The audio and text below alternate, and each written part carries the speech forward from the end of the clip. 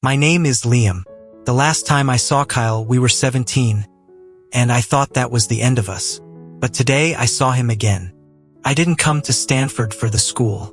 He was part of the reason I didn't quit. I had his name saved in my notes for almost a year, along with the one thing I remembered him saying before everything fell apart. Stanford. That was enough. I told myself if I got in, I would find him, and if I found him, I would say everything I should have said back then. It sounded simple when it was just a plan. It didn't feel simple when I finally saw him. He was walking across the courtyard with a coffee in one hand, headphones half on, like he actually belonged there. Kyle always walked like that, quiet but steady, like he had learned how to take up just enough space and no more. I knew it was him before I saw his face. I stood there for a second longer than I should have, telling myself to move, to say something, to not mess this up again. Then I did the one thing I didn't plan. I reached out and caught his wrist. Not hard, just enough to stop him. Kyle. He paused, but he didn't turn right away. That was new. Back then, he would have looked at me immediately, like he was trying to figure out what I wanted this time. Now he just stood there, like he was deciding if I was even worth turning around for. When he finally looked at me, it wasn't anger I saw. That would have been easier. It was distance. You should let go, he said. His voice was calm, like he had already moved past something I was still stuck in. I let go, but I didn't step back. You were part of the reason I ended up here, I said. It wasn't the line I had practiced, but it was the only true thing I had. He stopped just for a second. I thought that meant something. Don't say that, he replied, looking away first. You don't get to say things like that. I nodded because he was right. I didn't. I ran a hand through my hair, trying to keep my voice steady. I know I don't, but it's still true. He shifted his bag on his shoulder, glancing toward the building behind me. I have class. Of course he did. He had a life here, a routine, something normal that didn't include me. Can we talk later? I asked. He hesitated this time. Not long, but long enough for me to notice. I don't know, he said. Not yes, not no, just something in between. I almost said more, almost pushed the way I used to. Instead, I stepped aside. That was the first thing I had learned after he left. Pushing only made people walk away faster. He walked past me without looking back. I didn't follow. I just stood there, watching him disappear into the crowd, feeling that same tightness in my chest I hadn't been able to shake for a year. I thought coming here would be the hard part. It wasn't. The hard part was realizing he didn't need me to come at all. Back then, I didn't think much about him. That's the part that's hard to admit now. Kyle was just there. Same class, same row most days, always early, always quiet. The kind of person teachers liked because he didn't cause problems. The kind of person people like me noticed because he didn't push back. Hey, Kyle. I used to say his name like that just to see if he'd react. Most of the time he didn't. He'd keep writing or pretend he didn't hear me. Sometimes I'd reach over and close his notebook, just enough to annoy him. You're too serious, I'd say. He'd look at me for a second, like he wanted to say something, then just shake his head and open his notebook again. That should have bored me. Didn't. It was small things at first. Taking his pen and spinning it between my fingers until he reached for it back. Leaning my chair just enough to tap into his desk over and over. Asking him questions I already knew the answer to, just to make him look up. I told myself it was nothing, just messing around. Everyone did worse. I didn't think about what it felt like on his side. I didn't think about anything, really, but there were moments I remember now that didn't make sense back then. Like how I never did it when he looked tired, or when he walked into class already keeping his head lower than usual, or how I noticed when other people started picking on him more, even if I didn't say anything about it. I'd just watch.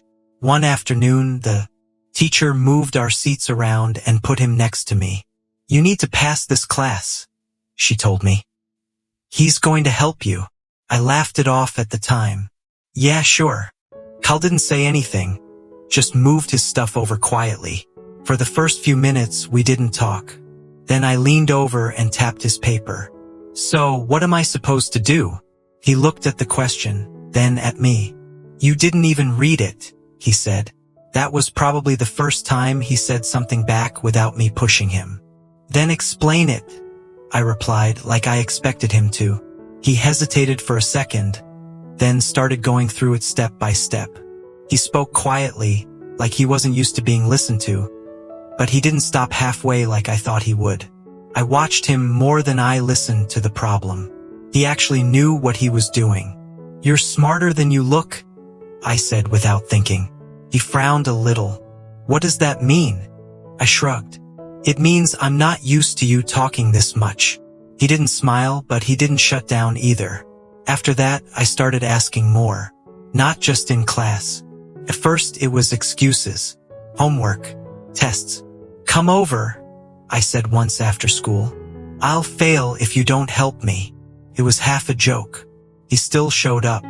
My room was a mess that day.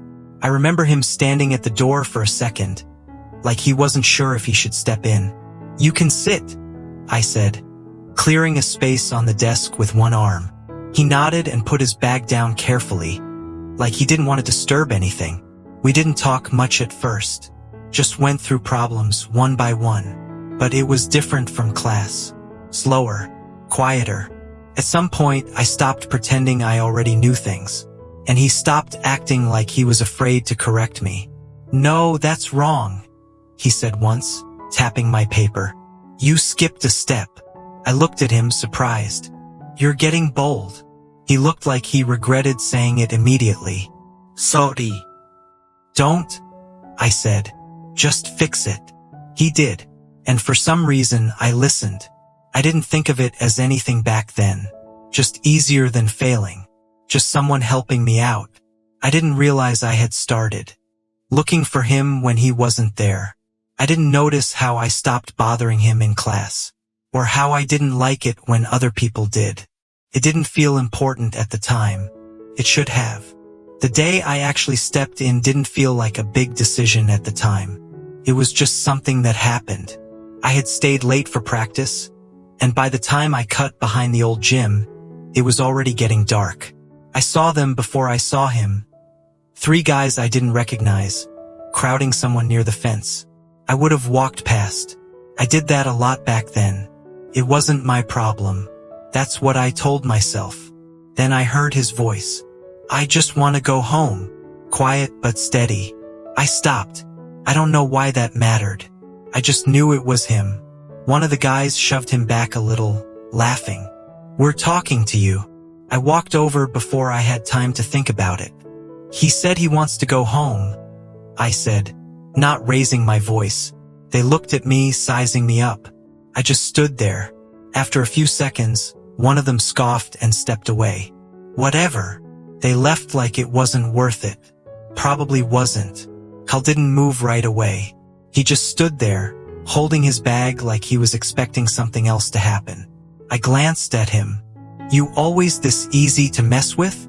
He nodded once, then shook his head, like he wasn't sure which answer was right. Thanks, he said after a second. I shrugged. Don't read into it. I meant that. At least I thought I did. I turned to leave, but I heard his footsteps behind me. I slowed a little. Why are you following me? I asked without looking back. We go the same way, he said. It was a bad lie. I almost laughed. You're terrible at that, I told him. He didn't argue. We walked like that for a while, not really talking. When we reached his street, he stopped at the gate. Still, thank you, he said again, like he needed to make sure I heard it. I looked at him properly then. He wasn't scared the way he usually was at school.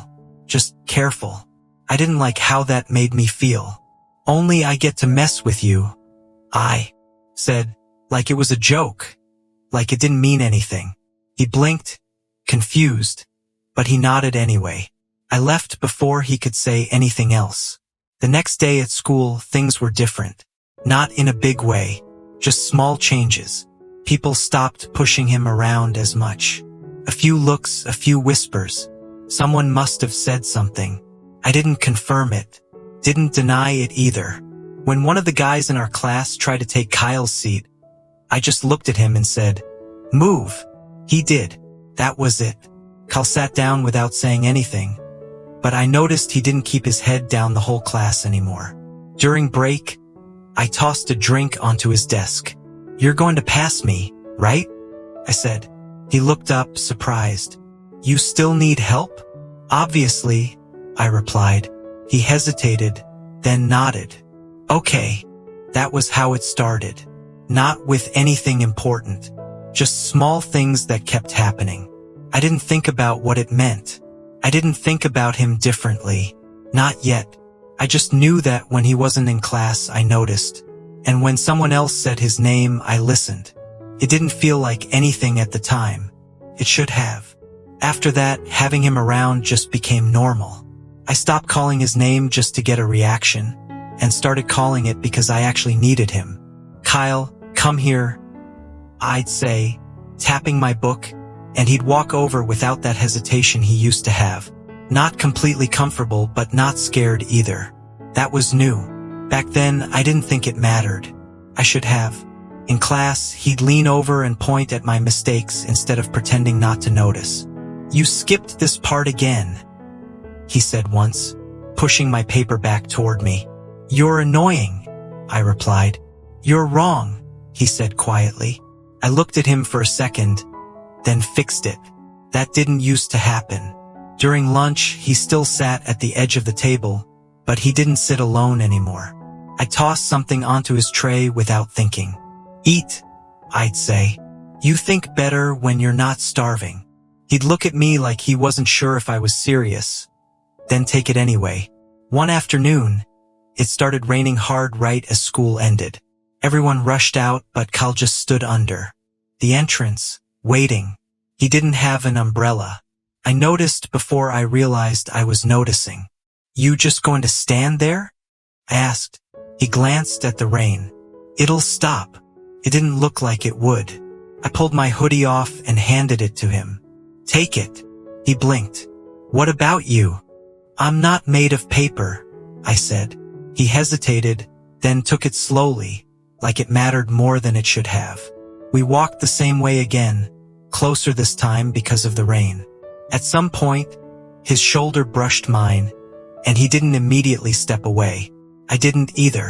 I didn't realize then. That was the first time something shifted. The study nights became a regular thing after that. "You're not failing because of me," he said one evening, sitting across from me with his notes spread out. "You're failing because you don't pay attention."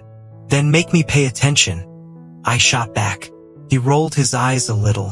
"That's not how this works." "It is now." He sighed, but he didn't leave. My room stayed a mess, but he stopped looking uncomfortable in it. Sometimes he'd move things without asking, stacking books, clearing space on the desk. Once, I fell asleep halfway through a problem, my head dropping onto my arm. When I woke up, there was a blanket over my shoulders. I didn't say anything about it. Neither did he. That should have told me something. Didn't. The next time he came over, I had already cleared the desk before he arrived. "You cleaned?" he asked, surprised.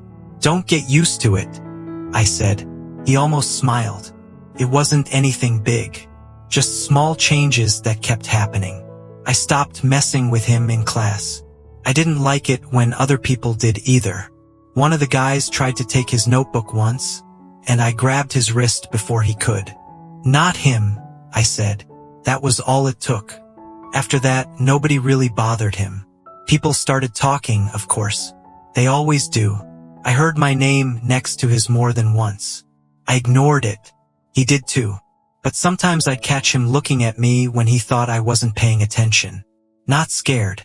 Just trying to understand something. I didn't know what he was seeing. I didn't know what I was doing either. I just knew things were different. And for once, I wasn't the one trying to change them. I was just letting it happen. By the time finals came around, having him next to me didn't feel like something temporary anymore. Felt expected. He'd show up at my place without me asking, drop his bag by the door, and go straight to the desk like he belonged there. "We're starting with math," he said one night, flipping open his notebook. "No breaks until you finish this section." "You're getting bossy," I replied, leaning back in my chair. "You said you didn't want to repeat the year," he said without looking up. "So pick one." I watched him for a second, then sat forward. "Fine." That was how most nights went. Quiet, steady, nothing dramatic. Sometimes we'd take a break and just sit there, not really talking. He'd scroll through something on his phone, and I'd watch without asking what it was. Once, I reached over and took it out of his hand. "What are you looking at?" He hesitated. "Just schools." "Already?" I asked. "It's junior year." "It's not too early," he said. "If you want something specific." I tossed the phone back to him. "Like what?" He didn't answer right away. Then he said it like it wasn't a big deal. "Stanford." I laughed. "That's not specific. That's impossible." He shrugged. "Not for me." I looked at him again, longer this time. He wasn't joking. "You're serious?" I said. "Yeah." "Why Stanford?" He hesitated, then shook his head. "I just like it." I didn't push. I should have. Instead, I leaned back again. "Then I'll go somewhere near it," I said casually. "Close enough." He frowned a little. "You don't have to do that." "I know," I replied. "I want to." He didn't say anything after that, but he didn't look away either. The last exam ended on a Friday. I passed. Not just barely either. I actually passed. "Told you," Kyle said, tapping my paper when the results came in. "Don't get used to it," I replied, but I couldn't stop smiling. "We're celebrating," I added. "No excuses." "We don't have to." "We do," I cut in. That night, we went to a small amusement park on the edge of town. Nothing special. Half the rides were outdated, the lights a little too dim, but it didn't matter. He didn't like the faster rides, so we skipped those. "You're scared?" I asked. "I don't like them," he corrected. "Same thing." "It's not." I laughed and pulled him toward something easier. We stayed longer than I planned. By the time we left, most of the place was empty.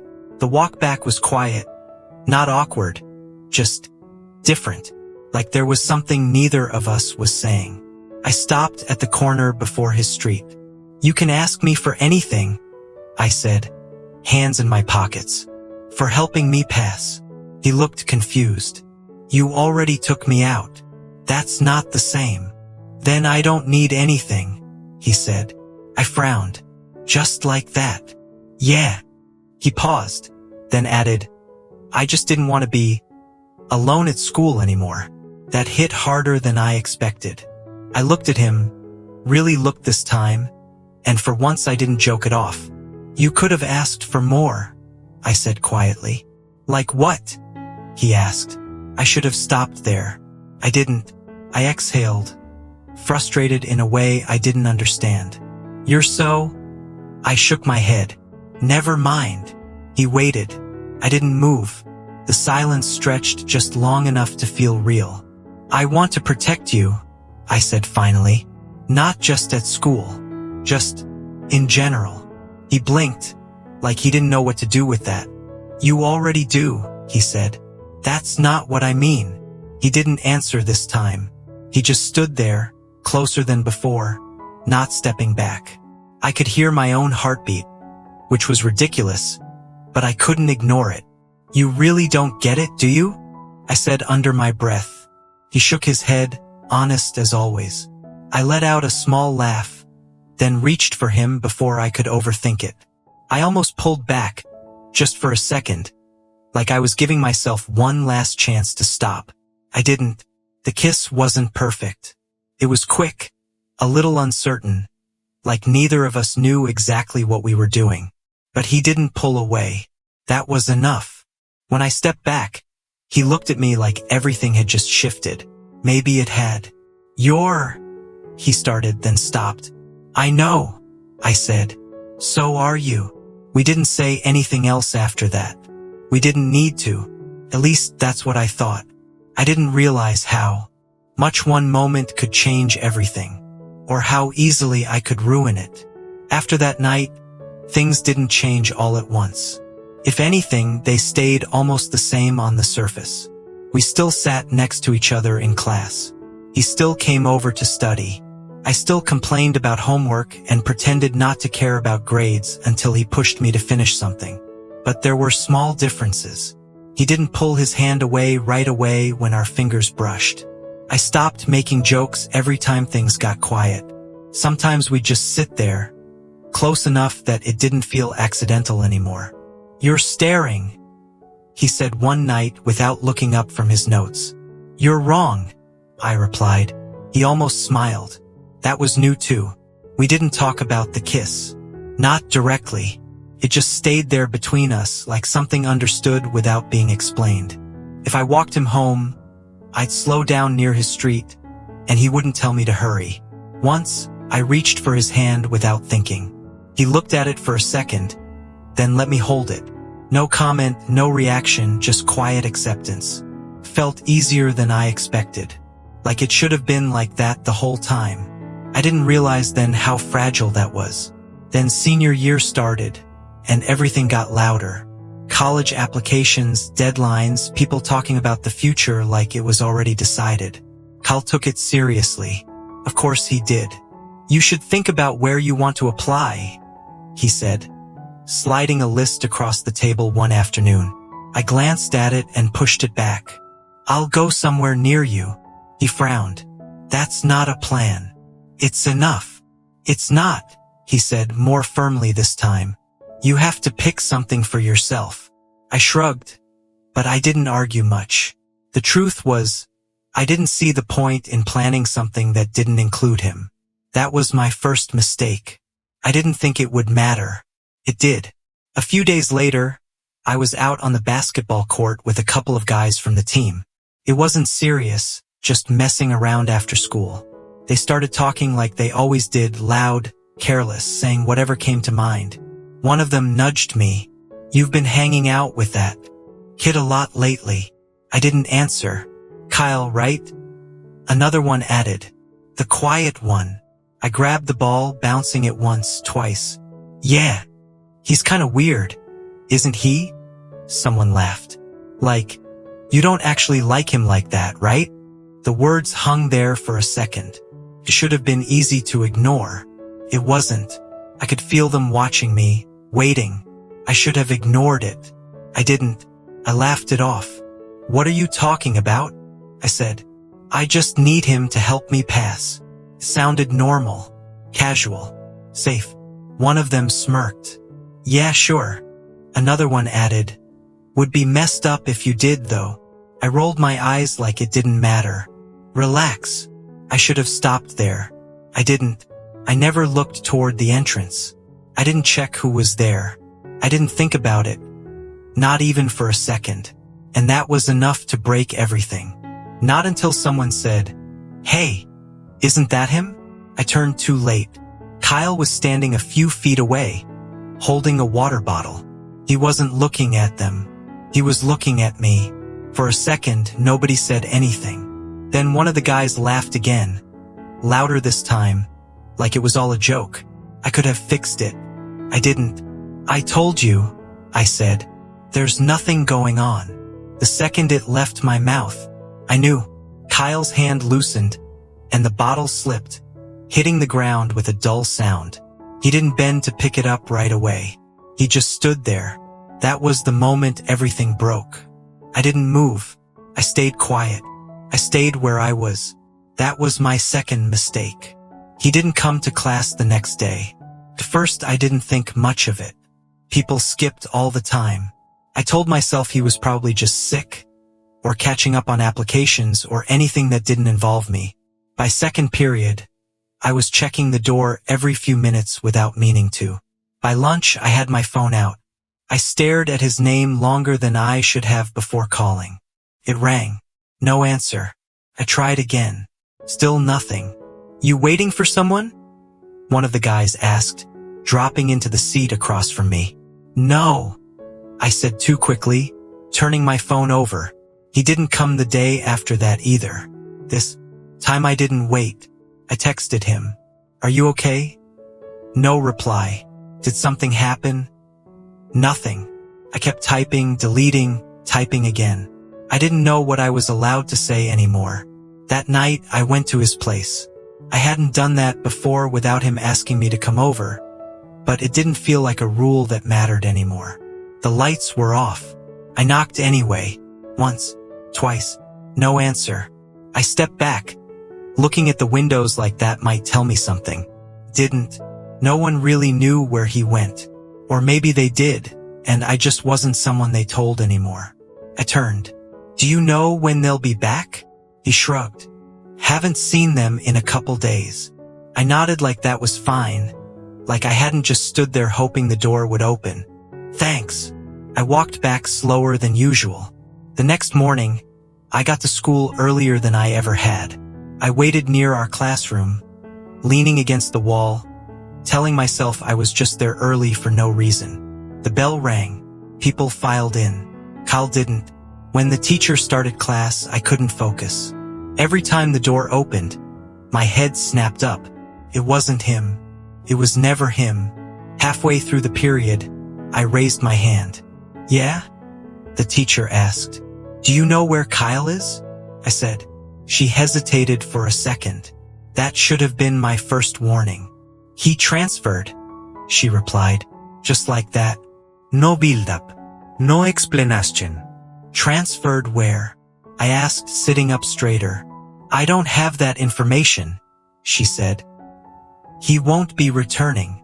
The room felt too quiet all of a sudden. I didn't hear anything else she said after that. I just sat there, staring at the empty seat next to mine, like I expected him to walk in late and take it anyway. He didn't. He never did. The rest of the day blurred together. People talked, laughed, moved around me like everything was normal. I kept replaying that moment on the court in my head, over and over, like if I thought about it enough, I could change what I said. Couldn't. By the end of the week, my grades started slipping again. Not all at once, just small things, missed assignments, half-finished tests. The teacher called me out once. What happened? She asked. Didn't have an answer. I didn't tell her I used to have someone sitting next to me who wouldn't let me fall behind. I didn't tell her I didn't know how to fix something I didn't understand yet. At home, my mom noticed before I said anything. She always did. You've been quiet, she said one evening, setting a plate down in front of me. I shrugged. Just tired. She didn't buy it. Is this about that boy? She asked. I froze. What boy? She gave me a look. The one who used to come over to study. Kyle. I didn't answer right away. She sat across from me. What happened? I looked down at my hands. Nothing, I said. That's the problem. She waited. I let out a breath. He left. People don't just leave for no reason, she said gently. What did you do? I laughed once, but it didn't sound right. I said something I shouldn't have. Did you apologize? I didn't get the chance. She nodded slowly, like she understood more than I was saying. Do you know where he went? I shook my head. She was quiet for a moment, then asked, did he ever talk about the future? I thought about it, about the lists, about the way he said it like it wasn't impossible. Stanford, I said. He wanted to go to Stanford. She leaned back slightly. Then go find him. I looked up. It's not that simple. It is if you're willing to try, she replied. You said you didn't get the chance to apologize. So go make one. I didn't answer her right away. I didn't even know if it was possible. But for the first time since he left, there was something else mixed in with the regret. Not hope. Not yet. Just a direction. And that was enough to start. I didn't fix it overnight. That's not how it works. For a while, I just kept going through the motions, school, practice, home. Like if I stayed busy enough, it would stop replaying in my head. Didn't. Every time I sat down in class, I looked at the empty seat next to me without meaning to. Every time someone said his name, even in a different context, I noticed. It got worse before it got better. My grades dropped again. Not because I couldn't do the work, but because I didn't care the way I used to when he was there pushing me through it. Teachers started calling me out. "You were doing fine," one of them said after handing back a test I barely passed. What changed? I didn't answer. I didn't have a version of the truth that made sense out loud. At home, my mom didn't push me, but she didn't let it go either. One evening, she sat across from me with my report card in her hand. "You're going backwards," she said calmly. "I know," I replied. "So what are you going to do about it?" I stared at the numbers for a second, then pushed the paper back. "I need to fix something first." She watched me for a moment, then nodded. "Then start there." That was when I went back to his name in my notes. Stanford. Still felt out of reach even saying it in my head. But it was the only place I had. I started small, actually doing the assignments, staying after class to ask questions I would have ignored before. It felt stupid at first, like I was pretending to be someone else. "You trying now?" one of the guys asked during lunch, noticing me working instead of messing around. "Yeah," I said. "Why?" "Because I don't want to fail," I replied. It wasn't the whole reason, but it was enough to shut them up. Weeks turned into months. I didn't become a different person overnight, but I stopped being the one who didn't care. Sometimes I'd catch myself almost reaching for my phone to text him, then remember there was nowhere to send it. Other times, I'd go over what I would say if I ever saw him again. None of it sounded right. Sorry felt too small. Explaining it felt worse. I didn't want to sound like I was making excuses. I just wanted him to know it wasn't nothing. That he wasn't nothing. By the time applications came around, Stanford was still a long shot. My grades had improved, but they weren't perfect. My mom helped me with the paperwork, sitting with me at the table late into the night. "You're really doing this," she said once, looking over my essay. "Yeah." "Because of him?" I didn't answer right away. Then I said, "Yeah." She nodded like that was enough. When I hit submit, it didn't feel like relief. Felt like waiting to see if I had a chance to fix something I broke a year ago. Graduation came and went. People celebrated, took pictures, talked about their plans. I stood there, smiling when I had to, but my mind was somewhere else. When the acceptance letter came, I didn't open it right away. I stared at it for a long time, like opening it would make everything real in a way I couldn't undo. My mom found me like that. "Aren't you going to see?" she asked. I handed it to her instead. "You open it." She laughed softly, then did. I watched her face change before she even said anything. "You got in," she said. For a second, I didn't react. Then everything hit at once. Not excitement. Not exactly. Just that same tight feeling in my chest. But different this time. Like something I'd been holding on to finally moved. "Then I guess I'm going," I said. "Of course you are," she replied. The first day on campus felt unreal. New place, new people, everything unfamiliar. But I wasn't there for any of that. I walked across the courtyard more than once that morning, pretending I had somewhere to be, scanning faces without making it obvious. Felt stupid after a while. Of course, I wasn't gonna just run into him immediately. I told myself to stop looking, to give it time. Then, after a few passes across the courtyard, I saw him. Same walk, same way of holding himself. And suddenly, all that time I spent thinking about what I would say didn't matter anymore. Because the moment was right there, and I had no idea what to do with it.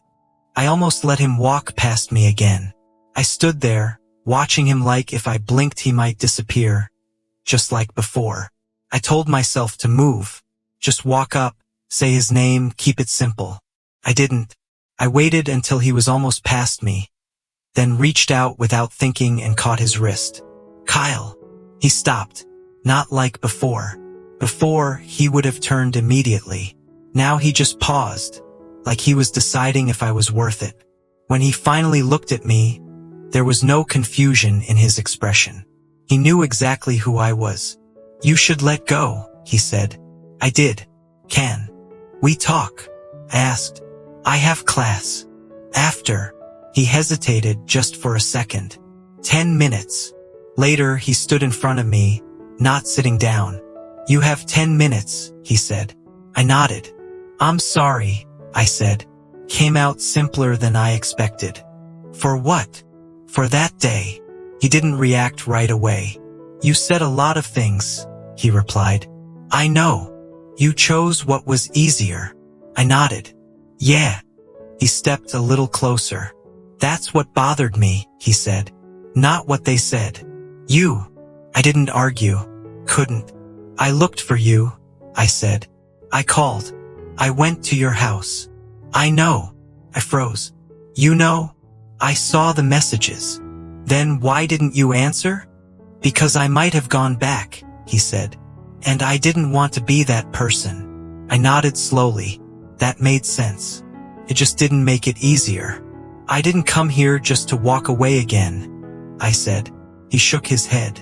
"You don't get to fix it that easily." "I know." He exhaled. "I'll listen," he said. "That's it." "That's enough," I replied. He looked at me for a long moment, like he was trying to decide something. Then he stepped back. "Then we'll see." He turned and walked away. This time I didn't follow. Not because I didn't want to, because I knew I couldn't fix it by chasing him again. Some things don't disappear. Not after a year. Not after you say the wrong thing at the worst moment. And maybe some things don't get fixed the way you want them to. Maybe they don't go back to what they were. But this time, I wasn't going to run. Even if he walked away again.